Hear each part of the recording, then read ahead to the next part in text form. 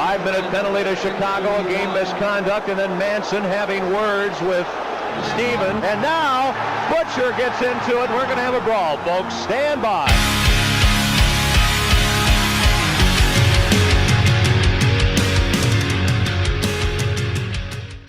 Yo, what's up, everybody? Tyler Cash here. This is the Fourth Line Goon Hockey Podcast, coming at you from Las Vegas, Nevada, out here in the desert, enjoying a celebratory drink because the St. Louis Blues just forced a Game 6 against the Colorado Avalanche. How are we feeling, our resident St. Louis Blues fan, Tommy Goff? I mean, you're the one wearing the Twister shirt. And, yeah, so I had celebrating with the drink. I don't know who's the big fan here or not. I had to break it out. Look at how classic this is. Come on. No, it's sick. I respect it. Yeah, D-Pop coming in clutch. But how are you feeling after that game, bud? Blues have no business going to a Game 6. None at all. That's my take. Well, elaborate here. Avalanche, I think they're going to learn from it. The Avalanche sat back on a 3-goal lead in the third. It's the only reason the Blues are in this game. Only reason the Blues are able to tie it up, even with the McKinnon. And it's funny with the McKinnon hat trick, sick goal. Like, can't take that away from him. My immediate thought was, this is a terrible goal to score. Like, people are like, what do you mean? Took the lead with like 2.5 minutes left. And it's like, you have all the momentum. And now it's just neutral with a 5-minute delay to get a hat trick while Berube just probably lays into the boys. And what happens? Minute and a half later, basically, tie game. Robert Thomas. Again, Colorado decides to sit back and not be aggressive like they have been in these other situations. Landeskog could have easily shot that puck and risked an icing to ice that. He had a clear lane, didn't do it. Blues are lucky to have us a Game 6, in my opinion. Am I happy to have a Game 6? Absolutely. Very lucky to be there. I feel like lucky is the right word for this game, but it's hard to think that this might not jolt them and give them a little bit more life to come out swinging harder in that Game 6 like we thought they were going to tonight. Obviously, they were down 3-0 going into, what was that? The third. Yeah. End of the second. End of the second, they scored that first goal. Yeah. Very surprised. I actually was at the bar watching it with some buds, and I was like, fuck this. I'm tired. I'm going home. Like, I'm not even going to invest any more time or energy in this. Yeah, love to see it, though. I mean, not a big Nathan McKinnon fan. Those that have listened to our podcast before or follow me on social media know that much, but that was an insane goal. He just basically said, fuck this. I'm tired of it. It reminded me of this the end of the season interview last year where he's like, I haven't won shit. It's been 9 years. Like, I'm over this. Exactly. He went coast to coast and fucking roofed it top titties on fucking Husso, who didn't even realize he was probably in the zone at that point, honestly. And that's my main concern. Husso looks like shit. Yeah. I know he had some key saves and he wasn't getting a lot of help from the Blues at all, but he just looks shaken. Like he's not been this far ever in the postseason. So he's got every reason to look nervous. Right. But, yeah, you know what? Let's take it back. Let's talk a little bit. So if you're a hockey fan, you obviously know that it's 3-2 right now in the series for the Colorado Avalanche over the St. Louis Blues. Last game, Nazem Kadri. No, it was 2 games ago where he ran Binnington. What's your take on that? Do you think there was any intent? By now you guys have probably seen the clip, but basically take me through what happened. And do you think there was any ill intent with that? Yeah, I mean, it was basically Binnington goes to make a save. Puck ends up loose in front of him. Calle Rosen, Blues defenseman, and Nazem Kadri just go to the net, bump, and they both go into Binnington. I mean, it's hard to say. I think on Twitter, I saw Tim Peel put it best. Like, Nazem Kadri is a very smart hockey player. He knows what he wants to do there. Like, yeah, battle for the puck, and if I hit the goalie, great. See what happens. Like, it's not my fault. And that's kind of what happened. I mean, obviously in real time, it's hard to think that fast, but at the same time, like, puck in front of the net, anything can happen. Anything goes really at that point. And I mean, the only thing that just kind of throws me off with that is just like, oh, I got pushed into the goalie. And it's like, no. who the fuck pushed you? Right. He was on the inside. He was on the inside of that play. Like, there was no shoving. It was just like they were battling for the puck. He was on the outside. Rosen was on the inside. That's what I'm saying. Yeah, like he wasn't in front of Rosen. It wasn't like a cross check from behind or any sort of like crazy shoving match going up to that. He just didn't let up the gas. He didn't throw the brakes on, which is what anyone would do if they're not trying to hurt anybody in the process. And if it were anybody else but Kadri, this is where I will play devil's advocate. People probably would have given it more of a pass. They would have been like, okay, like shit happens. But considering Kadri has had 6 suspensions, multiple in the postseason, one could argue he even cost the Avs the series last year against the Vegas Golden Knights. It's hard not to think that he didn't mean, a little bit of what happened, especially with how he like led in. That was my thing. His shoulder kind of flies into Binnington. And yeah, I mean, but you know what? It happened. Husso was the one that started the postseason, so you got to hope that you could turn to him. And so far, he's been looking shaky at best. But let's talk a little bit about what happened after that game. So Binnington got on his knees after the collision. You could tell he tried. He was really amped up going side to side. And then when he was going down, I believe on his right side, his knee was bothering him. Yeah, Excuse me. I think it was his left. That was actually Left? when it's messed up. But still, yeah, it's just you're not playing when you see that. No Yeah, way. he looked like he was visibly pissed, like mad that he was injured, not that he was disappointed or even in pain. He was just, fuck, I can't physically move like I need to be able to compete. So he went off the ice.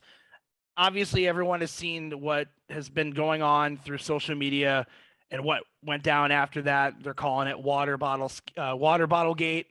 And he in the post game interview with Nazem Kadri, he tossed what looked like a water bottle at his general direction. I don't think it really hit him or anything. And at that point, I don't think Kadri even took offense to it. He kind of laughed. He's like, yeah, I think he threw a water bottle at me, knowing very well he did throw a water bottle at him. He just didn't want to make it a big deal because it clearly didn't bother him like it did everybody else on the internet.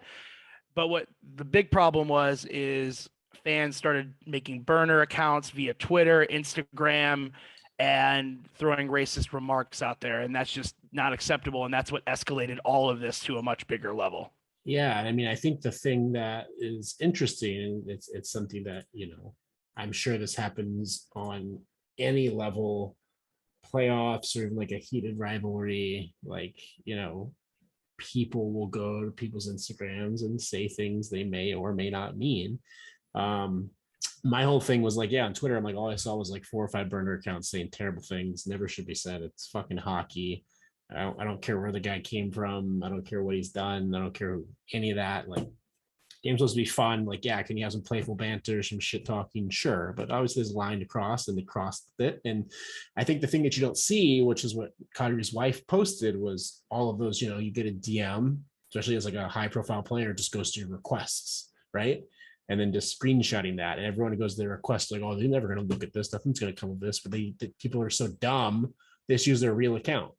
And then there's stuff where like people who are in fraternities, they've gotten kicked out. People who are in the Marine Corps and have it posted in their Instagram like bio, reported to the Marine Corps. People who have basically, oh, I know when your wedding is now. Like, wonder what's going to happen that day. Like all this stuff. Like anything happens there that's like negative, like, granted, short of like beating somebody up or hurting somebody, like I feel like they deserve it. Like get some shitty gifts for your wedding, or someone fucks with, who knows, right? Like, you play stupid games, you win stupid prizes, and like people are, they get what they deserve. Like there's no room for that in the world anymore. And I'm glad, like it's a sad thing to say, I'm glad people are that dumb to do shit like that. Because now they have to pay the price for it. They can't hide from it anymore. I think that's maybe the beauty in this lesson, and props to Kadri's wife for posting that and outing a few of these people, because bullshit. And let me get one thing straight. I hate Nazem Kadri as a hockey player. Agreed. I don't know who he is as a guy. I have no issues with what his religion is or where his background is about. And that's how everyone should approach it, right? I mean, you're watching this guy on the ice compete by putting a rubber puck in the net. Why do we have to go outside of that? And it's disgusting that these people feel the need to even lash out at these players and let them know how they feel regardless. Even the racism is like a whole other layer of the bullshit cake. It's just disgusting. It's uncalled for. And you know what? I gotta give him kudos. I think he handled it really well. I noticed going back and watching the recap from that game, he didn't really selly hard when he got the hat trick. He just was kind of like, this is my message. I'm a hockey player and I'm going to contribute to this game and my team. I got to give him kudos for that. Really much respect for how he handled it. Yeah, that post-game interview too, where he's like, I know he even said it perfectly. I know this doesn't represent all the fans of St. Louis, but that hat trick for people who hate, basically. And I was like, I can't be mad at that. And like, here's the thing, right? People want easy targets. People want easy things to say to somebody. And sadly, with Nazem Kadri, I believe he's Lebanese. I could be wrong on that. It's easy to go after his race. Like, same example with like Brad Marchand. He's white. Instantly, what do people go to? Oh, you're a rat. It's the easiest thing to come up with. It's the simplest thing to come up with. And Nazem Kadri, I feel like the general public don't know a lot about his background. Like, he's been suspended 6 times. People don't know a lot about his background. So it's like, oh, he's, Middle Eastern descent or whatever. Like, let me go after this because it's easy. It's right. Quick. It'll hurt him or whatever. Get creative, stupid. though. Get creative, people. If you're going to, well, first of all, you're not in the game. Quit fucking chirping. Shut up. Play GM on your couch. Watch the hockey game, whatever you want to fucking do. Don't be bothering these athletes in their personal lives. I don't care if they are throwing themselves out there by being on social media. Fuck that. Like, leave them the fuck alone. Chirp your TV.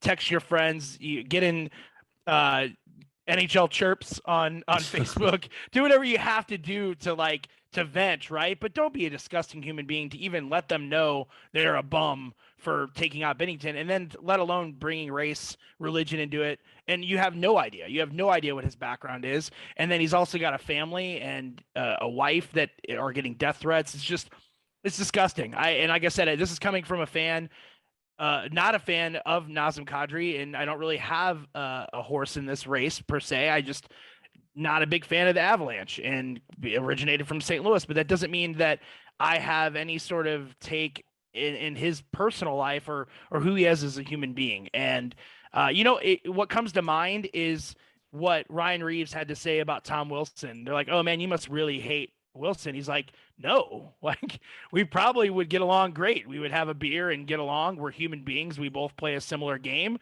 No harm, no foul. But on the ice, it's a game. And people need to understand that this is just a fucking game.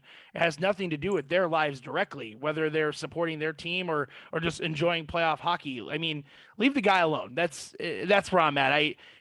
I'll be the first to chirp him. I sent out the tweet, why the fuck is Nazem Kadri still in this league? But that has nothing to do with who he is as a person. Yeah. It's the fact that he's had 6 suspensions and he's hurting people and, taking out goalies that I think is intentional. But at the end of the day, I'm not sliding into his DMs and even calling him a bum for that matter. So get a life. Honestly, get a life, people. Yeah, simply put, 2 things. One, I know we talked about it. We thought Kadri was the most suspended guy. It's actually Marchand. He's suspended 8 times. 8 times, yeah. I was talking postseason, though. I brought up postseason. I think Nazem Kadri has the most postseason suspensions in all of sports. I'm pretty sure I saw that. Total games, maybe, for sure. I'd have to look it up. I think total games. I don't know about number of times though. That might be tied. Yeah, he had 6 suspensions, and then Marchand had 8, and then somebody else surprised me that also had 8. That was tied with Marchand. Yeah, it surprised me too. But yeah, I was talking postseason. I thought he obviously last year he was suspended in the postseason. I think that was the 2nd or 3rd time. So. But yeah, go on. Sorry. No, you're fine. I was gonna say, it's like exactly what you said. It's like, if there was ever an off chance that I met a Nazem Kadri, I met a Tom Wilson, I met Brad Marchand in person by chance, is go up to the guy and probably be like, hey, like, you're a great hockey player. I hate that you don't play for my team. I hate that, you're good at your job, but I respect you. Like, you know what I mean? It's the same kind of dynamic. If people want to say in the moment, if you're a Blues fan, like, oh, I wouldn't want Kadri on my team. He's a headhunter. He just plays dirty, blah, blah, blah. I mean, like, to be fair, a lot of the Blues identity, at least in their last cup run, was playing little dirty, little hits here and there, Sundqvist kneel on people's heads. There's just things. I think the Blues got 3 guys suspended during that cup run too. It's like, that's kind of what you want on your team if they know how to control it. Like, I wouldn't want Kadri on my team going into it knowing he's going to do something stupid and take himself out of the lineup. That's a different story. Maybe he's figured it out. So far he has, but I mean, that's my take. Hate him on the ice, respect him off the ice. They're a human being like everyone else. Nazem Kadri, if he would have taken a suspension for that, the Blues would have a damn good chance of actually winning the series. And that's a really good reason why they lost to the Knights last year in 5 games, because they didn't have one of their best players. Yeah. I mean, what did Nazem Kadri put up, like 80 some odd points in the regular season? I mean, and he's lighting it up now, the hat trick. I mean, I don't even know where he's at with points in the postseason, but he's got to be, contributing in a big way. He's suspended, or if he's injured, then who knows where they're at as far as that goes. And with that being said, I love David Perron. I think he's an insane player. And I even don't blame him for the cross check that he got fined $5,000 for, but going after a guy after he scores a goal, that's filthy too. That's filthy in the bad way. You shouldn't be throwing your shoulder at somebody after they score a goal. I mean, I to be fair, I fully expect that. I mean, it's a shitty thing to say, but if someone's going to score in your barn, you want to make them feel uncomfortable about it. Like, is the intent to hit his head? Is it to bump his shoulder and knock him down? Like, who knows, right? Like, it didn't happen. Like, you can see the intent there, but what's actually happening there? But speak to it as well, that response in game 4, stupid timing. Like, I tweeted about it. It's just, you go down, 3-0 at that point, 2-0 at that point. And you're like, or no, 3-1. Right after Perunovic makes the stupidest play in a tie game to try and pinch and completely misses the puck and the guy. Glad the Blues back 12-6 tonight, by the way. But it's just, you're down 2 goals. I get you're frustrated. You're going to have your chance to go at this guy at some point. Shen tried to square him up early. He didn't oblige. So find another way to go after him. Don't put your team in a 5-on-3 hole and then go to a 3-goal deficit. Game's over. It's like I said, yeah, the Blues battled back. Honestly, those 2 power plays the Blues got even in game 4, it was not because they outworked the Avalanche. The Avalanche outworked the Blues too hard and got penalized for it. Like, that's what I saw from it. And again, they had no business being in that game either, but here we are somehow going back to St. Louis for game 6. And we'll see if they wind up turning on the burners and lighting a fire under their asses for sure. Hey now, what's up, goons? Tyler Cash here, and it's time to pause the podcast and chat a bit about our amazing sponsors over at Schlafly Brewing Company. Hockey and beer. Does it get any better? I don't think so. Schlafly has been brewing up some of the best beer I've ever had for many years, and it's officially that time of year for their famous Raspberry Hefeweizen. It's one of my personal favorites. Their Raspberry Hefeweizen distinguishes itself among others in that it's a true fruit beer. None of this fruit-flavored crap. It uses real raspberry in the brewing process. Once the fruit sugar ferments out, the aroma and flavor stay in, making this a delightful drinkable beer that's not too sweet or tart. It's refreshing and balanced with a natural hazy pink coloring. Because it's low in alcohol, it brings out a smooth dose of weediness, and it's perfect for summer. It's perfect for any time. Download the Schlafly app or visit schlafly.com to locate and devour yours today. That's SCHLAFLY.com. Schlafly Beer. Drink Mo Beer. This podcast is brought to you by 1 in a Million Handyman Services Incorporated. 1 in a Million is a family-run local company that's been serving the Las Vegas, Nevada area for over 15 years. They are licensed and insured throughout Clark County and travel as far as Boulder City, Henderson, Las Vegas, and North Las Vegas. 1 in a Million specializes in smaller home repairs, but also tackles commercial repairs. They've worked around the Strip, residential homes, commercial buildings, you name it, 1 in a Million has made their mark. With a 4.5-star Yelp review and countless of happy customers throughout the 15 years, you can guarantee you'll be happy with their services. All previous customers can refer an unlimited amount of friends and family for a $25 referral credit, which would come off of any future projects and or repairs if they decide to use 1 in a Million. This offer also extends to the Fourth Line Goon listeners. Mention this podcast and you will receive a $25 referral credit that will come off of the total cost of your repairs. Juan in a Million is open Monday through Saturday, 9 a.m. to 5 p.m., and you can find them on the web at juaninamill.com. That's JUANINAMILL.com, or you can also find them at juan.inamill on Instagram. Juan in a Million Handyman Services won't let you down. Check them out. Let's lighten it up a little bit. Let's talk about Brady Tkachuk. Battle of Alberta. 2 beers in his back pocket, 1 in his hand. Gotta love it.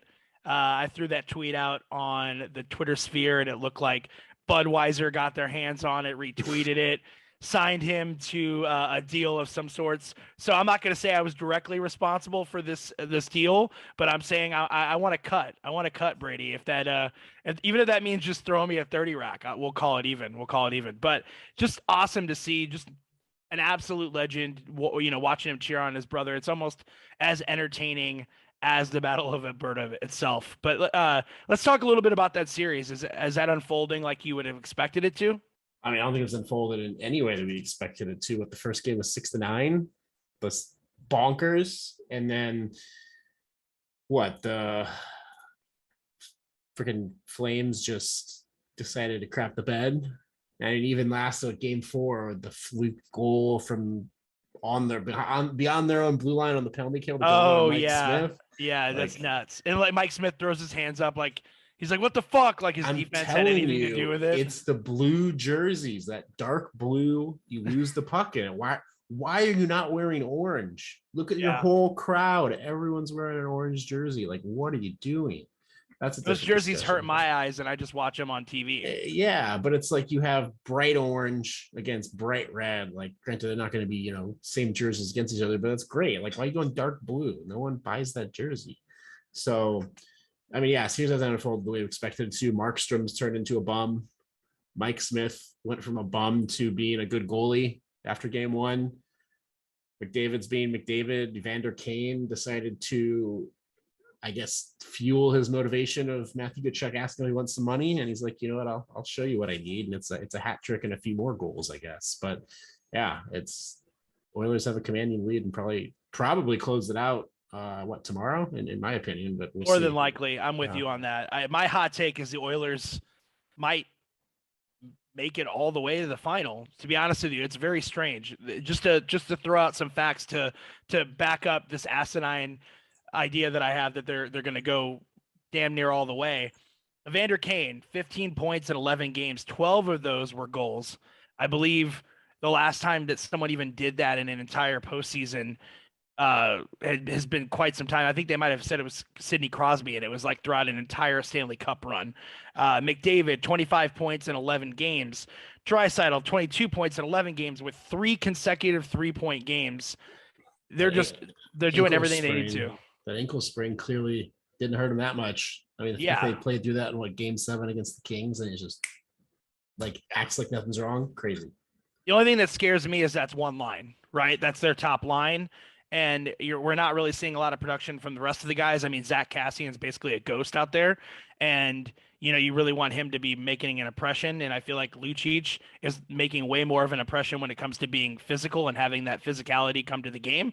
We're not really seeing as much physicality as we thought we would, being the Battle of Alberta. And, there's not really a lot of aggressiveness and bloodshed, if you will. But, yeah, I don't know, man. I think McDavid – here's my take about McDavid, right? Everyone liked to shit on Tortorella last year when he said he ain't going to ever win a playoff series playing the way he does. He's just not going to.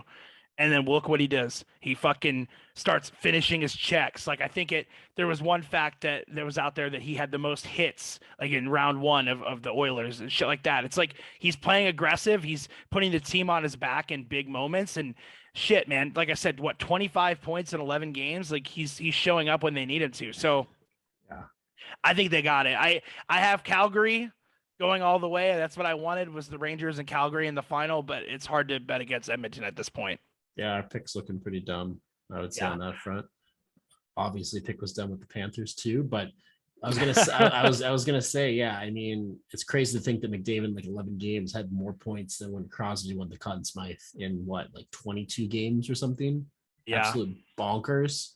And wasn't it just like 19 points and like 8 goals or something very something like something nothing like it's good. Don't get me wrong, but right. it's over 4 rounds. We're talking over 1.5 rounds, which is bonkers. But yeah, we'll see. I also feel like, with that being said, from what I've seen, people aren't playing McDavid as hard as I remember them doing in the playoffs too. I don't know what the reason is for that. I don't know if he's just fighting through stuff way more and not complaining, but I'm just not seeing people like hold him against the walls or smack his hands or give him a face wash or anything. It's just not happening to him.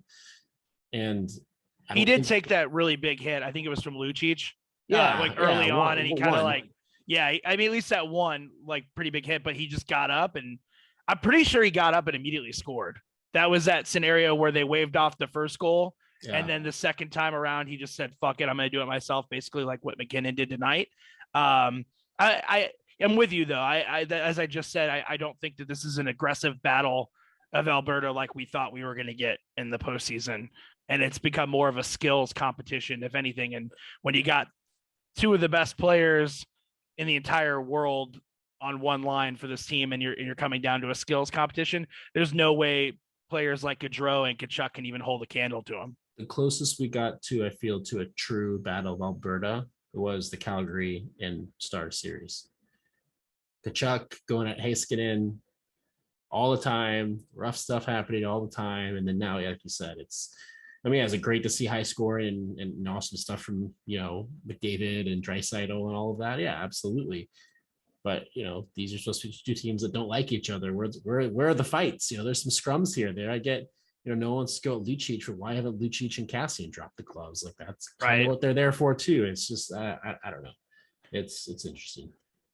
So yeah, if I could change my pick, I would. I think Edmonton's going to take it probably tomorrow night. As you said, I'd be surprised if it goes 7. We have a chance of basically going 0-4 and 1-3. It's looking like that to be the case with our picks. It's going to hinge on that Hurricane Ranger prediction. That's the opposite. Which that's leeway into that a little bit. It's not in our notes, but I'm saying Rangers in 6. I think that last game. Okay, so Shesterkin has let in 3 goals period in the last 3 games. He's finally the goalie that we saw in the regular season. He's just killing it. Their physicality is coming from Ryan Reeves. Dude, Reeves had a 1:46 shift out there himself. They're basically just leaning on their aggressiveness to just kind of knock the wind out of Carolina. And Carolina, that was supposed to be their game, right? They're like a bigger, heavier set team. And I feel like the Rangers are kind of beating them in their own game and allowing a little bit of wiggle room for guys like Zibanejad to light the net up. And Panarin's kind of, disappeared, so he's not really contributing like you would think. But when you got Zibanejad and Kreider and you give them the puck with a bunch of space because you're laying out guys with Reeves, I mean, Trouba with the headshots every series. Yeah, dude. Okay, Trouba's a beast. Okay, first of all, that hit, who was that against? Domi. It wasn't dirty. His fault. It wasn't his fault. No, Domi was falling at the and he was just finishing his check. But let's talk about Reeves and Domi. Apparently, word on the street is that Reeves looked at Domi like when they were exchanging that towards the end, and he's like, "I'm not dealing with you. Go get your dad. Go get your dad." Was what someone like translated out to what they were saying, because they were savage. They were going back and forth, and him and D'Angelo were going back and forth. Just a lot of drama. But man, I don't know, that 4-1 victory, Shesterkin finally showing up. I'm feeling confident. I know your pick was the Hurricanes, so you're going to probably stick with that. But are you seeing any life to this Rangers team? I mean, yeah, I didn't expect them to win both in New York the way it was going.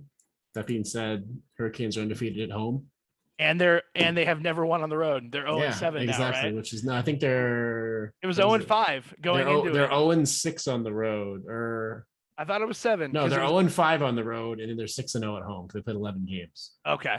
Yeah. Okay. Yeah. No. So that game is going to be exciting tomorrow night as well. Man, I would pay good money to watch Reeves and D'Angelo. That's for damn sure. We're not going to see it, especially in the postseason. D'Angelo knows what he's doing, just getting under his skin, but Reeves is, he's not the kind of guy that's going to let that affect him. And I think it's awesome that he's got that relationship with Gallant, and Gallant believes in him, because I would have thought by now, under any other coach on any other team, Reeves would be a healthy scratch. But He's utilizing him. He's a big body, and I love to see it, being a big fan of him. Let's talk about the Panthers, though. Jesus Christ, man, the Florida Panthers. They give up all those picks for Sherratt, who did jack shit. Giroux had some moments, I guess, but ultimately was non-existent, just like Barkov and all these big guys that just, I believe it was like -11 that they wound up exiting the postseason with. And yeah, I don't know, man. They got swept. And yeah, Tampa's a good team, but Jesus, like they made them look like they were playing an AHL team. It was rough, to say the least. I mean, I feel stupid. Do you feel? I feel really dumb having picked them, because like I'm just like, how do you bet against Vasilevsky? The dude's a fucking mutant. I mean, yeah, if you get him to an elimination game, no doubt. My whole take was get basically the best power play in the NHL. You got nothing going in round one. Surely you can get it going in round two. They scored a 1. I think they went 0-28. Yeah, 0 for 23, 28, something like that. Pathetic showing. And then, like you said, yeah, Sherratt, he's not an offensive guy, but being a two-way guy, even defensive guy, just wasn't what they needed. But I mean, to be fair, Game 4 was kind of a shit show. I mean, oh yeah, let's talk about that. Holy shit! The fact that it was 2-0 win at the end, when it should have been 4-0. You get, well, I take that back, 3-0. I mean, the puck out of play is one thing. And then the offsides, or was it goalie interference in the second one? Which either way, it's balls on the coach to challenge both those and win them. And then you still lose. Granted, you basically threw the fucking kitchen sink at Vasilevsky. 49 shots, couldn't get one to go. And of course, Blues legend, St. Louis legend, Pat Maroon, game-winning goal, just like he always seems to do in the second round. Dude, he's so clutch. It's bonkers. Stupid. And it was a greasy fucking goal too, where he's right there in the blue paint, just kind of reaches around to tap it past Bobrovsky. Just insanity. And you know what? Hats off to Bobrovsky. I'm pretty sure I was ripping him a new one last episode, or the one before that, just because he was showing that he didn't really have the playoff experience to carry a team. But in this situation, it was just the guys in front of him. They were doing absolutely nothing.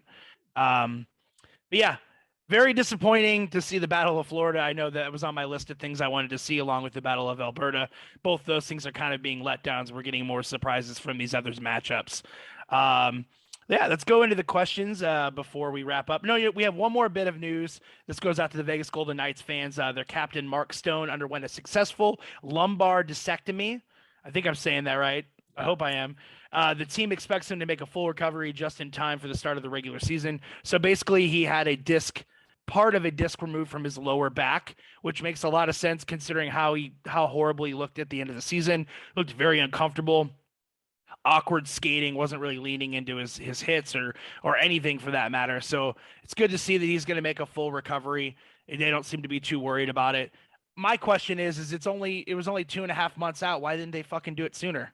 Why didn't they have him go get that surgery as soon as he was injured? That's my take. Cap reasons is my guess. And then also you hope to have him to get into the playoffs, and you're not for sure. I think there's a little bit of combination of everything. And then now you can get it done and reset for next year. That's my take. But I was going to say one other piece of news that blew my mind was, well, it didn't blow my mind that much. It's not that shocking, but Jaromir Jagr announced at 50 years old, he's going to play his 35th professional season of hockey for his hockey team, the Czech Republic, Kladno. And on the same day, the dude got plowed by a tram right on the driver's side door. Totally fine, like a cut on the bridge of his nose. Totally fine. Like even like my bad, I didn't see it. I was looking to the right, it was coming to the left, and boom. And he was like, no one helped me. Like, check everyone on that train. I'm fine. Leave me alone. Go check everyone else out. Like, and then yeah, he's like coming back for 35th season basically.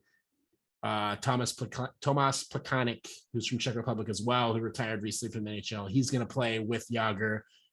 Goal is to get to the playoffs. Apparently that's Plekanec, however you say his last name. His like dream is to play for his hometown team with Jagr and go to the playoffs and see what happens. And I mean, it blows my mind. Owner of a hockey team, and you're just basically like, I'm putting myself on the roster to deal with it. And like, not only that, you're good still for that league's, I guess, level, if that makes sense. He's the real life Jackie Moon from literally from semi-pro.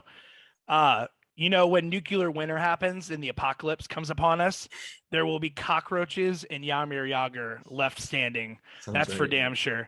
That movie Unbreakable with Bruce Willis, that was actually written about Yamir Yager. I didn't know if you knew that or not, but no, he's just a stud, killing it, and you love to see it, absolutely. And we're glad he's okay because we don't want to lose Yamir Yager, in any sort of tragic situation like that. If anything, I hope the other people are okay, like you said, because apparently no other injuries, thankfully. okay. So yeah, he probably put up just one finger and stopped the vehicle because he's just a fucking mutant, just a big old meathead. But yeah, okay, so let's answer some questions. We appreciate you guys supporting us. We got a couple more episodes, obviously, for throughout the postseason. We're going to be coming at you every week and recapping each in every round. Make sure you follow us on YouTube at Fourth Line Goon. It's fourthlinegoon.com and on Facebook and all that great stuff. But let's answer some questions for the fans. Question number 1 comes from a Sabe. I'm probably saying this wrong. Siebe, SIEBEUS on Twitter. He wants to know our Game 6 prediction. I'm going to take the Blues at another nail biter, 4-2 empty netter with a few seconds left. To put it simply, I don't see that happening. I don't think the Blues have enough gas to hold out that long for a nail biter against the Avs. As you said, they got lucky a lot in this game. It's going to be one-sided one way or the other. That's my take, is either one team is going to change up their game too much to try to continue on the series or to end it in the Avs case. And I don't think it's going to be even close. It's hard for me to not say Avs in like a 4-1, 5-1 scenario, but I could also see the Blues pulling a few tricks out of their ass as well. If the Blues win this game, it's going to be in some dominating fashion. Yeah, I think they just somehow put all the work boots on, find this next gear they haven't found really all series, and just take over the game. If it's a close game, I don't see them winning. You're leaving the door open for McKinnon and McCarr and Kadri and everyone else to sneak something in. I don't see it. So as a Blues fan, historically, even though we won the Cup 3 years ago, still very pessimistic, as I feel like most fans tend to be. But also, I don't think we mentioned it, but shout out to fucking Robert Bortuzzo. Literally saved the Blues season with his fucking right hip. Bobby B. Puck's 2 more inches to the left, game's over. It just fucking hits his hip and just sits there. It just dies. You thought it was his hip, but he actually just swung his big old fat wrench at it, dude. Like Bobby B, King Bortuzzo with the save of the game, honestly, like saved the series single-handedly. It was literally like that shot Marchand had on Bennington in the Cup final, where it just somehow hit like some weird spot on his body and just died when it should have just plowed right through him. But yeah, I'm with you though. Final prediction though, I'm with you. I think it's going to be some sort of blowout on either end. I think one team is either going to be rattled or the other team's going to be juiced up. And honestly, I don't know, man. The Blues are going back home, right? The Game 6 is in St. Louis. I see it being 4-1 Blues. That's my prediction. That's my Blues have take. only won in Colorado. I don't know what to make. 4-1 St. Louis Blues. It's happening. Mark it down. It's going to go Game 7. But I still think the Avs take the series, even though our picks were the Blues. Everything kind of got thrown out whenever Bennington got taken out, as far as I'm concerned. One more question. Stosh Bramer. Should dirty players like Nazem Kadri, PK Subban, I like the word there, Tom Wilson be banned from the league after multiple suspensions due to safety violations, dangerous plays? I personally think after, say, 3 suspensions, they should receive a ban for the remainder of the season. And then from there, they should be banned from the league. What's your take on that? And then I'll wrap it up. I don't think that's ever going to happen, nor do I think it should, in my opinion. Don't like the guy. Yeah, they questionable hits. Yeah, they serve the time for it. These players know what they sign up for when they play hockey, especially the National Hockey League. There's going to be some tough guys roaming around, whether that's Tom Wilson, or that's Ryan Reeves, whether that's Radko Gudas, whether that's Jacob Trouba, you name it. They're going to be there. It's just always going to be a part of things. That's it. Yeah, Yeah. I don't see it happening either. And there's 3 words that will support that: the Bertuzzi incident. Yeah. Bertuzzi wound up playing the rest of his career, and I mean, he ended another player's career, and definitely. So, yeah, I don't see it happening. I think that the league is going to continue to suspend these players, and it's just going to hit them in their pockets, and it's going to hurt their teams, as we saw, like I said, last postseason with Nazem Kadri taking that suspension. But thank you guys so much for tuning in. We appreciate it, and we'll see you next week. Cheers, everybody. But everyone.